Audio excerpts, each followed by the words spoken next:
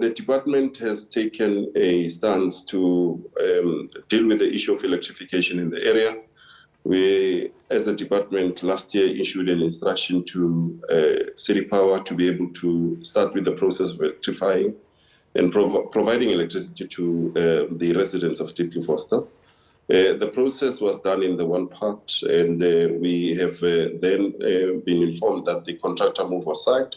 I had a session with the City Power yesterday, as well as the contractor, to indicate that they need to complete the work, as well as ensuring that we provide internal reticulation, meaning that we need to electrify the inner part of the hostel within the units so that people can be able to plug or be able to switch on electricity.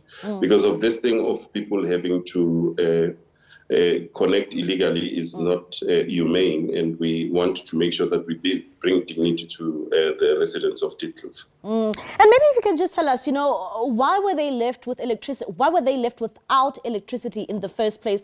Was this an issue with the contractor? The issue was that we take note that for the longest of time, the residents have never had access to electricity. There was an investigation that was done through the province to establish the bulk capacity within the area, and taking into consideration that the hostel is not in a good condition, it's falling apart. We wanted to redevelop the hostel, but the immediate issue after discussing or having engagements with the leadership in the area was that for us to be able to rely on the development going forward, can we be electrified? And therefore, City Power, through their contractor, did the one part. And I was not happy with that situation, hence the intervention and indicating that we need to complete the work.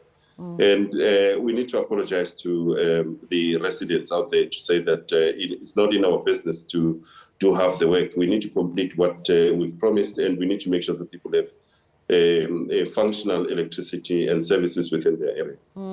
Patrick, how much will this actually cost the Johannesburg municipality, and how long will it take for these residents to be electrified? The indication is that the first part that has been done, they're going to finalize the part that's called Kiani within the hostel.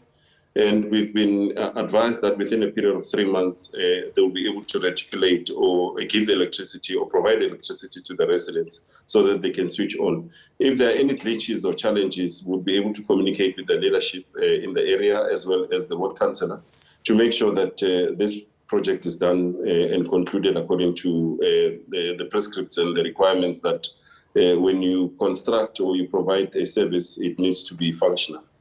So within a period of 3 months, we'll be able to finalize this process with City Power. Like I said, if there are any glitches, we'll be able to communicate and indicate what the challenges are and how do we surpass those challenges. And as the municipality, did you go out there and reach out to community members? Do they know that, this project will be undertaken to ensure that in the next 3 months, they do indeed have electricity? There was an engagement, Mbali, and I think I did not answer your question with regards to the costing. Initially, when we requested City Power to do the work, we had given them a letter that indicates that we've made a provision of 10 million rands. They came back to us in January this year to indicate that they would require about 16 million to do the bulk infrastructure and provide electricity to the point, meaning that to the outside of the structure, and it will cost another 8 million rands to be able to conclude the internal reticulation for people to be able to access the electricity.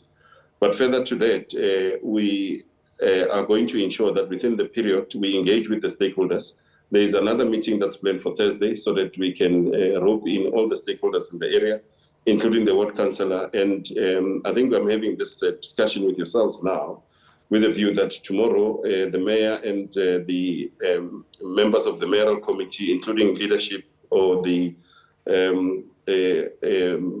people that are leading the community in the area, will be part of it so that we can engage further, as well as the executives, decision makers within the city, to be able to make sure that we concretize and we agree to timeframes, and the program will be rolled out in its entirety.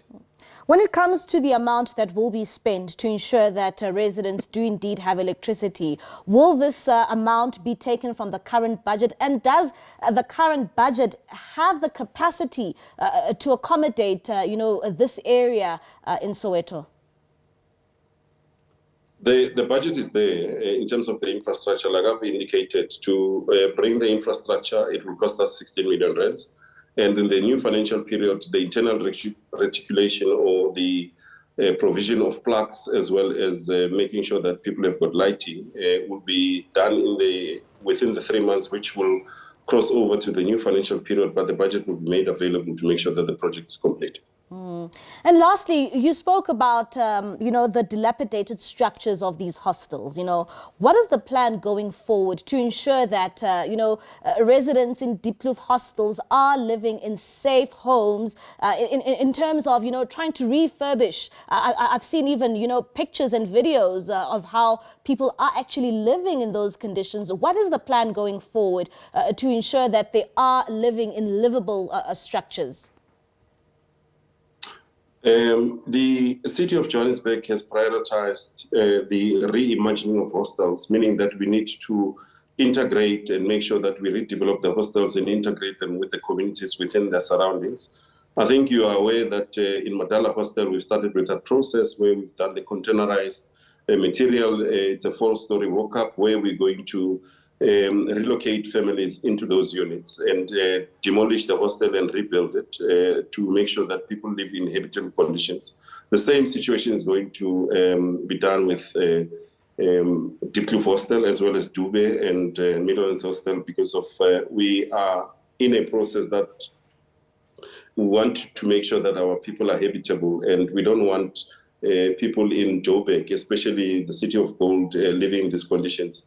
It's very deplorable, and we take note that these conditions are not habitable at all.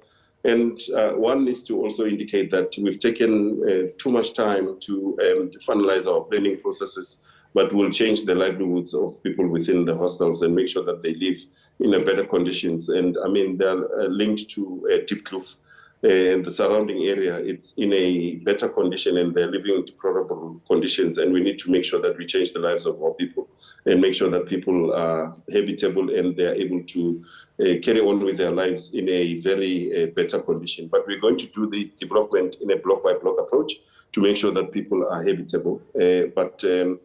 This involves us having to discuss and engage with stakeholders so that we are able to finalize the process and agree in terms of the way forward, and making sure that people have structures that they call homes rather than living in these conditions. This is a bad situation, and we want to change the framework of how people are living in that space.